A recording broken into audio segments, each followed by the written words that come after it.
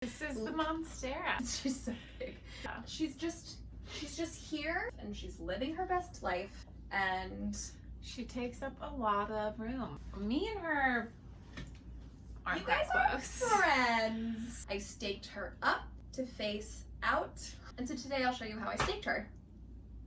I'm so hungry.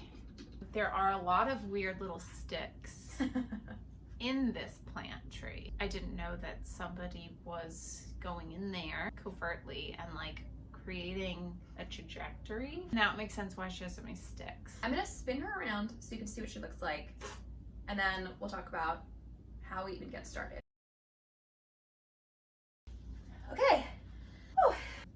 That's harder than I thought. I turn her out facing the window, but I also change her position. She's facing She windows. moves a lot. She does move a lot. She's our most mobile plant, which is ironic because she's our largest, besides the fiddle. The irony. If she was facing in, just so we think she looks nice and it's aesthetically pleasing to the room, then she's gonna like start trying to get towards the window. None of us will be happy. Molly wakes up sometimes with a Monstera leaf in her mouth. It's not a good way to wake up. That's her side of the bed, this one right here. You chose to live under the canopy. She just fell really hard. My face I hit the don't floor. know really what happened. Back to the staking. Will you be my Vanna White and show the stakes? We got a lot of sticks. We got a lot of sticks.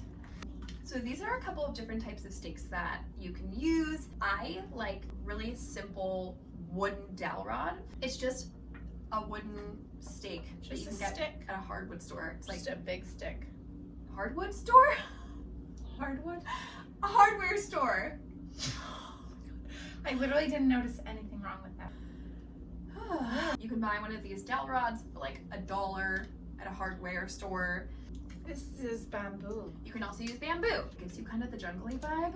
This is a trellis. I've seen some really big monsteras on really big trellises. They're gorgeous, but because of the space that we have, I like having the option to be able to trim her to be a little bit more slender. Yes. Because then it doesn't end up in Molly's mouth as she's sleeping. Critical. Critical.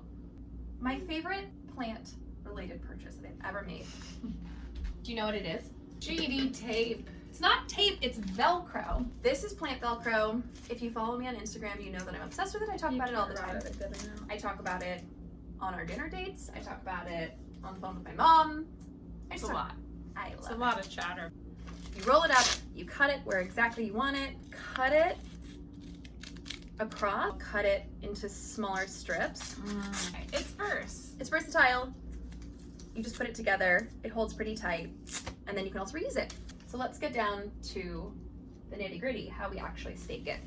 The first thing to do when you're thinking about staking a Monstera is see whether you need to stake it yet or not. You'll sort of see the plant flopping out of the pot onto the floor, and that's when you know you need to start giving them some structure. I'm using this dirty rod for illustrative purposes just to show you, in comparison to how long this is how deep it was in the soil. This has been staked for many, many years. When I first got her, she was just a couple of sprigs. She looked like this. Ding.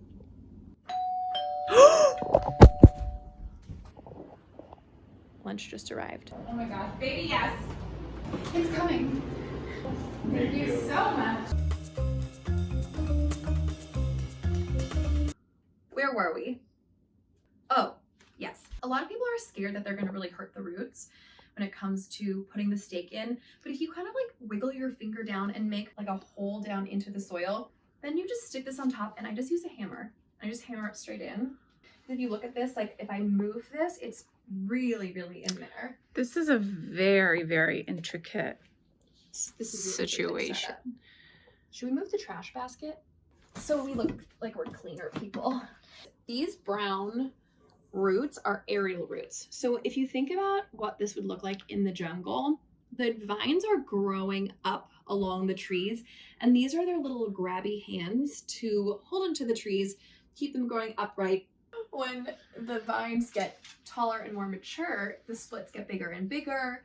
You start to get these cool fenestrations, which are the splits here, because when the sun is coming down in the forest, these splits are allowing the sun to trickle down and get all the way down to the leaves below.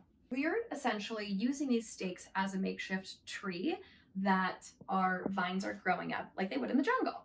You can also use a moss pole. I don't have any moss poles because they take a lot of patience, and I don't always have that kind of patience. But essentially, they're sphagnum moss wrapped in a wire mesh encircling a dowel rod like this to keep them wet, to make sure that they're moist. The roots will wrap around them. When you put your stake in, you kind of need to watch where their natural shape is going, and then every time that it crosses where the stake is, that's when you're going to want to use your Velcro, and you're going to want to Velcro them together. So essentially, when you see this crossing here, you Velcro it at every point of contact. This is the gist of it. You just want to make sure that you find a spot, you stick your finger in, you get a stake in a really sturdy way. Ooh. Yeah, this is the money maker. This is what Molly likes. Just gotta listen to what she's trying to do, and then give her a little bit of structure and make her feel good. So she stands nice and tall and is the beautiful plant that Molly eats in the middle of the night.